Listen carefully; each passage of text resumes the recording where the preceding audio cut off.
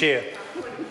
A point of order, Ruth Dyson. Could I just seek your clarification? It wasn't until the member spoke just now that I realised that her SOP 120, which we've already voted on, over the page has amendments to clause 18 in the schedule, and I don't recall you saying just clause 6 to 13.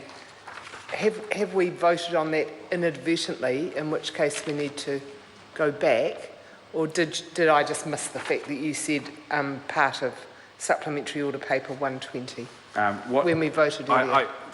Just to make it clear, Denise Roach's amendments are set out on supplementary order paper 120 that relate to anything in clauses 17 to 20 and to the schedule are currently the subject of this debate.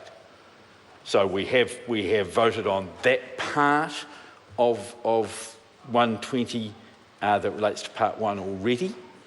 I think it's fair to say at that point we dealt with the principle and the substantive part of it. We're now talking about a very small the method of regulation.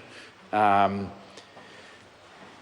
frankly, it's a close call whether the supplementary order paper should be ruled out or not, having already made the decision in the previous part. The House has made the decision on the previous part that they don't want the approach suggested in 120. We're more or less dealing with the same question again, but I've been quite liberal in letting it run so far. Mr. Chairman. Clayton Mitchell. Thank you, Mr. Chair. I am going to take a very short call, probably much to your pleasure, on this part 2 to clause 13, section 115, which is actually an amendment which we have got, New Zealand First has got there in supplementary order paper 95.